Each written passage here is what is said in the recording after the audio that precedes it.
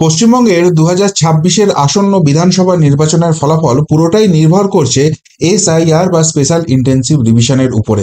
গত কয়েকদিনের রাজনৈতিক দলগুলোর যে কার্যপদ্ধতি, যেভাবে তারা এজেন্ডা সাজাচ্ছেন, সেটা থেকে এটা স্পষ্ট হয়ে গেছে এবং আরও বেশি করে স্পষ্ট হয়ে গেছে যেভাবে এই রাজ্যের শাসক দল তৃণমূল কংগ্রেস এবং তাদের সর্বোচ্চ নেত্রী মমতা বন্দ্যোপাধ্যায় চিৎকার শুরু করে দিয়েছেন এই এসআইআর নিয়ে। অর্থাৎ যদি সত্যি সত্যি বিহারের মতো বাংলাতেও প্রকৃত এসআইআর করা যায়, ওই ভুয়ো জাল ভোট যদি বাদ দেওয়া যায়, তাহলে এখনই বলা যেতে পারে 90% নিশ্চিত 2026-এ বাংলায় পরিবর্তন হচ্ছে। আর অনেকেই বলছেন কাজটা এত সহজ নয়, কেননা যিনি এটার বিরুদ্ধে প্রতিবাদ করছেন তার নাম মমতা বন্দ্যোপাধ্যায়। সাম দাম দণ্ড ভেট সমস্ত কিছু লাগিয়ে দেবেন, নীতি আদর্শের কোনো ধার ধারেন না, তার রাজনৈতিক স্বার্থটা সবার আগে, তিনি আটকে দেবেন যে করে হোক। যদি সত্যিই সেটা আটকে দিতে পারেন, 99.99% নিশ্চিত হয়ে গেল মমতা বন্দ্যোপাধ্যায়ের চতুর্থবারের জন্য প্রত্যাবর্তন ঘটছে। এবং এই ছবিটা আপনি সাধারণ মানুষ আমরা বুঝতে পারছি, আর রাজনৈতিক বেসাতি যারা করেন তারা বুঝতে পারবেন না এটা কি কখনো হতে পারে। ফলে 2026-এর নির্বাচন কার সংগঠন কত মজবুত, কার হাতে কি পলিটিক্যাল এজেন্ডা রয়েছে, কে প্রার্থী, এইসব কিছু ফ্যাক্টর করবে না। ফ্যাক্টর যেটা হবে সেটা হচ্ছে এসআইআর। আর সেইটা নিয়ে চিৎকার করতে গিয়ে আলটিমেটলি আরো বড় গাড্ডায় পড়ে গেলেন মমতা বন্দ্যোপাধ্যায়। এসআইআর যে হবে এবং নিশ্চিতভাবে হবে, বিহারের থেকে আরো কঠোরভাবে হবে, সেই জায়গাটাই কি সুনিশ্চিত হয়ে গেল? কেন? 1, 2, 3 একাধিক ঘটনা আজকে ঘটলো যেখান থেকে এইটা স্পষ্ট হয়ে যাচ্ছে মমতা বন্দ্যোপাধ্যায় যতই চেঁচামেচি করুন না কেন তার বিড়ম্বনা বাড়ছে।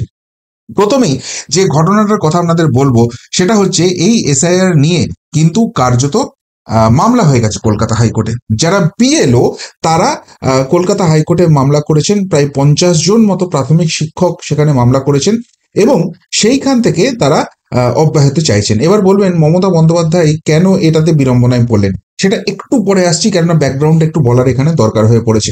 দেখুন, 2022 সালে একটা রায় আছে কোর্টের, যেখানে বলা হয়েছে এই যে বিএলও ডিউটি, এই মানে বুথ লেভেল অফিসারের যে ডিউটি রয়েছে, সেখানে প্রয়োজনে যারা প্রাথমিক শিক্ষক রয়েছেন তাদেরকে ব্যবহার করা যাবে, কিন্তু বেশিরভাগ ক্ষেত্রেই সেটা ব্যবহার করা যাবে না। কিন্তু এই রাজ্য এখন নেই রাজ্য, কোথাও কোনো সরকারি রিক্রুটমেন্ট সেইভাবে হয় না, যেখানেই হয় সেখানে দুর্নীতি, সব জায়গাতেই কন্ট্রাকচুয়াল স্টাফ, এবং সেই কন্ট্রাকচুয়াল স্টাফের আড়ালে আসলে তৃণমূলের ক্যাডার বসে আছে, তাদের দিয়ে তো এই বিএলও ডিউটি করানো যাবে না। ফলে দেখা যাচ্ছে 80 থেকে 90% কেসে সেখানে প্রাথমিক শিক্ষকদেরই বিএলও করে দেওয়া হয়েছে। এখন এর ফলে যেটা হচ্ছে যে যেদিনকে ছুটির দিন, সেই ছুটির দিনেও এদেরকে কাজ করতে হবে। শুধুমাত্র তাই নয়, যেদিনকে স্কুলের দিন রয়েছে সেদিনকে স্কুলের পরেও এদেরকে অনেকটা সময় অতিরিক্ত কাজ করতে হবে। তার ফলে স্কুলের সামগ্রিকভাবে পঠন পাঠন ব্যাহত হতে পারে এবং সেই জন্য ওই 2022 সালে যে রায়টা রয়েছে সেটাকে সামনে রেখে এরা এই ডিউটি থেকে অব্যাহতি চেয়েছেন। এখন আইনজীবী মহল বলছেন যারা এইটা মামলা করেছেন সেই মামলাটার শুনানি খুব সম্ভবত আগামী সোমবার হতে চলেছে এবং সেটা জাস্টিস অমৃতা সিনহার বেঞ্চে শুনানি হবে। ফলে যারা মামলা করেছেন তারা আপাতত বিএলও ডিউটিতে যোগ নাও দিতে পারে। এবং এর পাশাপাশি অন্যান্য যারা শিক্ষক রয়েছেন তারাও যদি এই মামলায় পার্টি হতে চান, অর্থাৎ বিএলও হতে না চান, তাহলে তারা একটা ক্যান অ্যাপ্লিকেশন করে এখানে চলে আসতে পারেন, এই মামলায় পার্টি হয়ে যেতে পারেন। এবং এই মামলায় পার্টি হয়ে গেলে যতক্ষণ না রায় হচ্ছে ততক্ষণ বিএলও ডিউটি করার কোনো দরকার নেই, এটা আইনজীবী মহল বলছে। যাই না এর কতখানি আইনি সারবত্তা রয়েছে। এবার বিষয়টা যেটা হচ্ছে যে এত মানুষ হঠাৎ করে এই বিএলও ডিউটি করতে চাইছেন না কেন এবং সেখান থেকে অব্যাহতি চাইছেন কেন? সত্যিই কি তারা পঠন পাঠনটার প্রতি এত যত্নবান হয়ে গেছেন যে সেই জায়গা থেকে তারা এটা করছেন? অনেকেই বলছেন না, আসলে এটা শাখের করাতে তারা পড়ে গেছেন। বিহারে যারা বিএলও ডিউটি প্রপারলি করেননি সেই রকম সংখ্যাটা 463 মোস্ট প্রবাবলি, যাদের বিরুদ্ধে এফআইআর হয়ে গেছে। নির্বাচন কমিশন এফআইআর করেছে তারা কর্তব্যে গাফিলতি করেছে বলে, এবং তাদের মধ্যে 53 জন আপাতত জেল খাটছেন। অর্থাৎ এই যে বিএলও ডিউটি, সেখানে যদি কোনো গড়বড়ি ধরা পড়ে তাহলে কিন্তু কপালে জেল নাচছে, এবং সেটা খুব একটা সাধারণ জিনিস কিছু হবে না, কপালে অনেক বড় দুঃখ নাচছে। এটা হচ্ছে একটা দিক। তাহলে শাকের করার যখন বলছি, একটা দিকের কাটার কথা বললাম, আর একটা দিকের কথা কি? আর একটা দিকের কথা, এই রাজ্যের মুখ্যমন্ত্রী, যিনি রাজনৈতিকভাবে সব থেকে ক্ষমতাশালী ব্যক্তি এই মুহূর্তে এই রাজ্যের, তিনি কার্যত প্রকাশ্যেই হুমকি দিয়ে রেখেছেন যে এই নির্বাচন কমিশনের কাজ এটা তো 3 মাসের। এই নির্বাচন কমিশন তো তোমাদের প্রোটেকশন দেবে 3 মাস, তারপর এরা চলে যাবে। তারপর 5টা বছর আমাদের আন্ডারেই তো কাজ করতে হবে। এই তালিকা থেকে যেন একজনেরও নাম বাদ না যায়, বিএলওদের সেই কথাটা মাথায় রাখতে হবে। অর্থাৎ যদি সত্যি সত্যি বিএলওরা নিরপেক্ষভাবে কাজ করেন এবং তারপর তৃণমূল কংগ্রেসের প্রত্যাবর্তন ঘটে, এই বিএলওদের কপালে অশেষ অশান্তি নাচছে, এমনকি প্রাণ সংশয় যদি হতে পারে, এটা অনেকেই মনে করছেন। অন্যদিকে তারা যদি সেই দিকটা এড়িয়ে কর্তব্যে গাফিলতিটা করেন, কার কি হলো না হলো দেখার দরকার নেই, যারা তালিকায় আছে সবাই তালিকায় আছে, এই কাজ যদি করে দেয় তাহলে জেল, জেল যদি হয়ে যায় তাহলে সরকারি চাকরিটুকুই চলে যাবে, খাবো কি, অর্থাৎ শাকের করাত। আর সেই জন্য এরা পড়ে গেছেন মহা ফাঁফরে, আর সেই জায়গা থেকে মুক্তি পেতেই এরা চলে গেছেন কলকাতা হাইকোর্টের কাছে এবং সেখানে গিয়ে চাইছেন যে আমাদের রিলিফ দেওয়া হোক। কিন্তু এই কথাগুলো তো কোর্টের সামনে বলা যায় না, সেখানে যুক্তি সহকারে বলতে হবে এবং সেখানে পঠন পাঠনের বিষয়টা বলা হচ্ছে, কলকাতা হাইকোর্টের রায়কেই রেফারেন্স করা হচ্ছে এবং সেটা সত্যিই কিন্তু ভ্যালিড রিজন। সুতরাং সেই জায়গা থেকে এদের কর্তব্যে অব্যাহত দেওয়ার মতো জায়গা আছে। এইবার আসছে আসল জায়গাটা, অর্থাৎ কোথায় গাড্ডায় পড়তে চলেছেন মমতা বন্দ্যোপাধ্যায়। যদি সত্যি এই জায়গাটা কলকাতা হাইকোর্ট রিলিফ দিয়ে দেন, তাহলে কিন্তু বিএলও ডিউটি যাদেরই পড়েছে প্রাথমিক শিক্ষকদের, সকলেই কিন্তু মোটামুটি একদিক থেকেই এই অ্যাপ্লিকেশনটা করে দেবেন যে আমাদেরকে অব্যাহতি দেওয়া হোক। এটা মোটামুটি বোঝা যাচ্ছে ট্রেনটা, কেননা কেউই ওই অশান্তির মধ্যে যেতে চায় না। জলে কুমির, ডাঙায় বাঘ। নির্বাচন কমিশন ভুল কাজ করলে জেলে পাঠাবে, আর ঠিক কাজ করলে তৃণমূল কংগ্রেস এসে আমাদেরকে বলে রেখেছে 5 বছর আমাদের আন্ডারে কাজ করতে হবে। সুতরাং যদি এরা না করতে চান, তাহলে এবার তার বিএলএ ডিউটিটা কারা করবেন? কেন কন্ট্রাকচুয়াল স্টাফ? না, মোটেই সেই জায়গাটা নয়।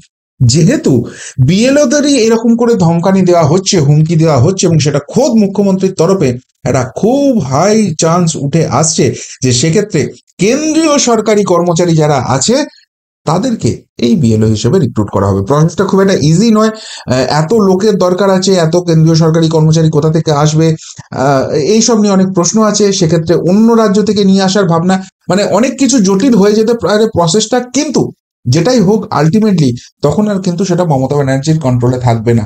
তিনি যাদেরকে হুমকি দিয়ে, ভয় দেখিয়ে 5 বছর আমার রাজত্বে থাকতে হবে এই কথা বলতে পারেন, তাদের দিয়ে আর বিএলও ডিউটি করানো হবে না। আর সেটা যদি হয় তাহলে এসআইআর কিন্তু এসআইআর এর মতোই হবে, অর্থাৎ গাড্ডায় পড়ছেন, ঝামেলা বাড়ছে। শুধুমাত্র এখানেই নয়, মমতা বন্দ্যোপাধ্যায় যে এত হুঙ্কার ছাড়ছেন যে যাই হয়ে যাক তিনি কিছুতেই পশ্চিমবঙ্গে একটা নামও বাদ দিতে দেবেন না, বাংলা, বাঙালি, ভাষা আন্দোলন ইত্যাদি প্রভৃতি অনেক কিছু করছেন। একদিকে একদিকে হাতে রবীন্দ্রনাথের ছবি, সেটা ভারী লাগছে, সরিয়ে দিচ্ছেন। অনেক নাটক বাংলা দেখছে, কিন্তু আসল কাজ তো হচ্ছে ভয়ভীতির রাজনীতি। যে করে হোক এসআইআরটাকে আটকাতে হবে, কমিশনকে চমকে দিতে হবে, ভাই এটা বিজেপি শাসিত রাজ্য নয়, এটা এনডিএ শাসিত রাজ্য নয়। এখানে এলে ওই শাহজাহান বাহিনী যেরকম ইডির মাথা ফাটিয়ে দিয়েছিল ইডি অফিসারের, সেই জিনিসও হয়ে যেতে পারে। সেরকম কি একটা ভয়ের পরিবেশ তৈরি করার চেষ্টা হচ্ছে? কমিশন কোথাও গিয়ে কি ব্যাক গিয়ার দেবে? মানুষের মনের মধ্যে এই প্রশ্ন উঠছে, কিন্তু কমিশন কোথাও ব্যাক গিয়ার দেওয়ার মতো জায়গায় নেই। একদম চোখে চোখ রেখে লড়াই হচ্ছে, নির্বাচনকে স্বচ্ছ করতে হবে এবং সেই স্বচ্ছ নির্বাচনী প্রক্রিয়ায় যে জিতবে জিতুক, তৃণমূল জিতলে জিতবে, বিজেপি জিতলে জিতবে, বামফ্রন্ট কংগ্রেস আসবে, নির্দল জিতবে, হুএভার ইট ইজ, নির্বাচন কমিশনের কিচ্ছু এসে যায় না। কিন্তু মানুষ যেন আঙুলটা তুলতে না পারে যে এখানে নিরপেক্ষভাবে নির্বাচন হয়নি। আর সেই জন্য বাংলায় ভোট কর্মীদের প্রশিক্ষণে এসআইআর সংক্রান্ত নির্দেশিকা করতে হবে, ম্যাপ তৈরি আছে, অ্যাপ কোমর বাঁধছে কমিশন। ইতিমধ্যেই একটা অ্যাপ তৈরি করে নিয়েছে, যেটা বিহারের ক্ষেত্রেও ব্যবহার হয়েছিল, বিএলও অ্যাপ। সেইখানে কি করতে হবে না করতে হবে তার সমস্ত কিছু ডিটেলস হচ্ছে। এবং সব থেকে বড় কথা, এবারে যে বিএলওদের ট্রেনিংটা হচ্ছে, যেটা মনোজ কুমার আগরওয়াল, যিনি বাংলার নির্বাচনের দায়িত্ব পেয়েছেন, তিনি কিন্তু জানিয়ে দিয়েছেন যে এই ধরনের ট্রেনিং এর আগে কোনো দিন বিএলওদের দেওয়া হয়নি এত ডিটেলসে। এবং বিশেষ করে সেখানে যে চ্যাপ্টারটা সব থেকে বেশি ট্রেনিং দেওয়া হচ্ছে সেটা হচ্ছে এসআইআর। কি করতে হবে, কিভাবে করতে হবে, সমস্ত কিছু ইন ডিটেলস ট্রেনিংটা দেওয়া হচ্ছে। এবং গতকালই আপনাদের একটা প্রতিবেদনে বলেছিলাম যে বিহারে যেভাবে এসআইআর শুরু করার আগে 2003-এর যে এসআইআর তালিকাটা ছিল সেই ভোটার লিস্টটা পাবলিশ করে দিয়েছিল, বাংলাতেও কিন্তু গতকাল থেকে 2002-এর তালিকা 11টা জেলা সেটা কিন্তু পাবলিশ করা শুরু হয়ে গেছে। অর্থাৎ নির্বাচন কমিশন কিন্তু পুরোপুরিভাবে প্রস্তুত হয়ে যাচ্ছে এই এসআইআর করার জন্য। যে কোনো দিন যে কোনো মুহূর্তে এটা ঘোষণা হয়ে যাবে এবং কাজ শুরু করে দেবে। এবং নির্বাচন কমিশনের কিন্তু আগে থেকেই বলা আছে যে যদি এটাতে বাধা হয়, যদি এখানে করা না হয়, প্রয়োজনে সেনা নামানো হবে, কিন্তু এটাকে করা হবে, কোথাও কোনো পিছিয়ে আসার জায়গা নেই। তবে যাদের ভোটার তালিকায় নাম আছে 2002 সালের ওই যে তালিকা নির্বাচন কমিশন দিচ্ছে 11টা জেলা, আপনারা দেখে নিতে পারেন। তাদের কোনো রকম কোনো কিচ্ছু কাগজ দেখাতে হবে না, ওই নামটি বলে দিলেই হয়ে যাবে, সেখান থেকে চেক করে নেওয়া হবে। বাকি 11টা ডকুমেন্টস বলা হয়েছে যেগুলো ইজিলি অ্যাভেলেবেল এবং কোনো রকম কোনো অসুবিধা হওয়ার মতো জায়গা নেই। সেখানে বার্থ সার্টিফিকেট আছে, সেখানে আপনি যদি মাধ্যমিক উচ্চ মাধ্যমিক পাস করেন সেখানকার সার্টিফিকেট আছে, এরকম একাধিক একাধিক 11টা ডকুমেন্টের কথা বলা হয়েছে, খুব ইজিলি অ্যাভেলেবেল। সত্যি সত্যিই কেউ যদি বাংলাদেশি না হয়, সত্যি সত্যি কেউ যদি রোহিঙ্গা না হয়, সত্যি সত্যি যদি কেউ মৃত ভোটার না হয়, সত্যি সত্যি যদি কেউ এই রাজ্য থেকে চলে গিয়ে না থাকেন, কারুর কোনো এই তালিকায় নাম থাকার অসুবিধা হবে না, অন্তত আমার সেই প্রাথমিকভাবে দেখে সেটা মনে হচ্ছে। এবং অনেক বিশেষজ্ঞের সঙ্গে কথা বললাম, তারাও সেই কথাটা বলছে। কিন্তু যেটা মুদ্রা কথা বলতে আসছি, যেভাবে এসআইআর নিয়ে ঝাঁপাচ্ছে কেন্দ্রীয় ইলেকশন কমিশন, সেই জায়গা থেকে একটা ছবি স্পষ্ট হয়ে গেছে, মমতা বন্দ্যোপাধ্যায়ের সব হুমকি চমকি চলবে না। যতই তিনি হুমকি দেবেন তত কড়া ডোজ, কড়া অ্যাকশনের ব্যবস্থা হবে এবং প্রয়োজনে স্বরাষ্ট্র মন্ত্রকের সাহায্য নিয়ে আর্মি নামিয়েও এসআইআর করা হবে। এসআইআর হবেই বাংলাতে, এবং যেগুলো অবৈধ বাংলাদেশি, যেগুলো অবৈধ রোহিঙ্গা, যেগুলো মৃত ভোটার ঢুকে আছে, যেখান থেকে ভোট লুট হয়, ভোট চুরি হয় এবং ডেমোগ্রাফি চেঞ্জ হয়ে যাচ্ছে, ফলাফল বদলে যাচ্ছে, সমস্ত কিছু চেঞ্জ হয়ে যাবে। এটা গেল দ্বিতীয় নম্বর। এবার 3 নম্বর, মমতা বন্দ্যোপাধ্যায় তো খুব বড় বড় কথা বলছেন, ভাষা আন্দোলন, বাংলা বাঙালি, বাঙালি বাংলার বাইরে গেলে, বিজেপি শাসিত রাজ্যে গেলে সেখানে অত্যাচারের শিকার হচ্ছে। হ্যাঁ হচ্ছে, কিছু কিছু জায়গায় হচ্ছে, এটা অস্বীকার করার জায়গা নেই। কেননা আপনারা বারবারই ওই 26,000 চাকরি যাওয়ার সময় একটা কথা শুনেছিলেন না, চাল আর কাঁকরকে আলাদা করা যাচ্ছে না। এই তৃণমূল কংগ্রেস গত 14 বছরে খুব মন দিয়ে এই চাল আর কাঁকরকে মিশিয়ে দিয়েছেন। ফলে যারা সত্যি সত্যি বাঙালি, যারা সত্যি সত্যি ভারতবাসী, যারা পশ্চিমবঙ্গের আদি বাসিন্দা, সেই মানুষগুলোকে অনেক জায়গাতেই হেনস্থার শিকার হতে হচ্ছে। তার কারণ হচ্ছে দুটো জিনিস। এক, যখনই মুসলিম নাম দেখা হচ্ছে, একটা প্রাইমারি জায়গা চলে আসছে যে এরা বোধহয় বাংলাদেশি, এরা বোধহয় রোহিঙ্গা, কেননা মুসলিম সম্প্রদায় সেখান থেকেই বেশি আসছে অবৈধভাবে, সুতরাং তারা মুশকিলে পড়ে যাচ্ছে। আর 2 নম্বর, যাদের হিন্দু নাম আছে তাদের ক্ষেত্রেও অনেক জায়গায় দেখা যাচ্ছে এই তৃণমূল কংগ্রেসের সৌজন্যে বাংলাদেশ থেকে এসে নাম পাল্টে, পরিচয় পাল্টে, ধর্ম পাল্টে তারা হিন্দু সেজে বসে আছে, কিন্তু আদতে এরা সবাই অবৈধ বাংলাদেশি এবং রোহিঙ্গা। ফলে হিন্দু নামের কেউ গেলেও তাদেরকেও অনেক সময় কিন্তু জেরার মুখে পড়তে হচ্ছে, এবং সেই জায়গাটা অসুবিধাটা হচ্ছে, এটা অস্বীকার করার জায়গা নেই, কিন্তু সেটা দেশের সুরক্ষার স্বার্থে সবাইকেই মেনে নিতে হবে। কিন্তু যাদের উপর এই অন্যায়টা হচ্ছে, অর্থাৎ যারা এই ভারতবর্ষের আদি বাসিন্দা এবং অন্য রাজ্যে গিয়ে তারা এই যে খোঁজ তালাশ চলছে তার জন্য একটু অসুবিধার মুখে পড়েছেন, তারা কি বলছেন, বলছে তুলে নিয়ে গিয়েছিল, তবুও রাজ্যের বাইরে তো যেতেই হবে, এখানে কাজ নেই, ক্যাম্প থেকে ফিরে বলল ওরা। যেটুকুনি জানা যাচ্ছে যে হরিয়ানাতে গিয়ে বেশ কিছু শ্রমিক, তাদেরকে তুলে নিয়ে যাওয়া হয়, তাদেরকে আধার কার্ড দেখতে চাওয়া হয়, তারা বারবার দাবি করে তারা ভারতীয়, তাদেরকে লাইন দিয়ে দাঁড় করিয়ে বলা হয় যে না তোমরা বাংলাদেশি, এবং তারপর অনেক কাঠখাট পুড়িয়ে তারা প্রমাণ করতে পেরেছেন তারা ভারতীয়, সত্যিই বাংলাদেশি নন তারা, এবং তারা ছাড়া পেয়েছেন, আপাতত তারা ফেরত আসছেন। কিন্তু ফেরত আসছেন মানে ওই মুখ্যমন্ত্রীর দেওয়া ডাকে নয় যে ফেরত এসো তোমরা, বাংলায় প্রচুর কাজ আছে, একটা রুটি দুজনে ভাগ করে খাবো।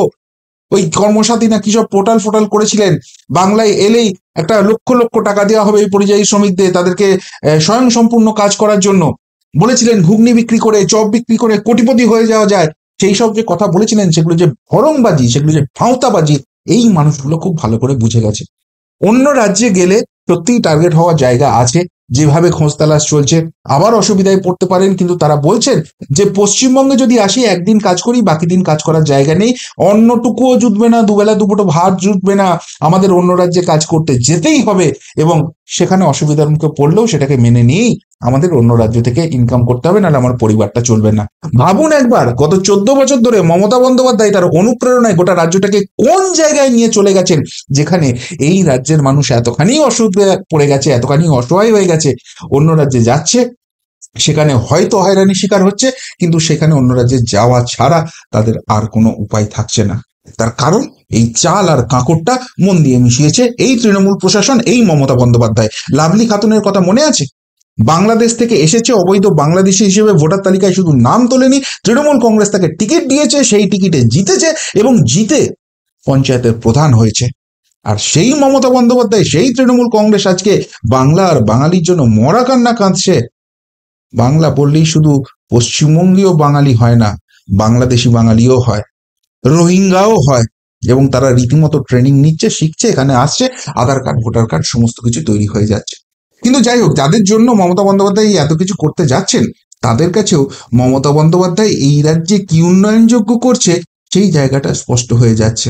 আর অন্য রাজ্যে গিয়ে যখন হয়রানির শিকার হতে হচ্ছে, এরাও কিন্তু দাঁত কিরমির করছে। এরাও চাইছে যে 26-এর নির্বাচনে এদেরকে বিদায়টা করি।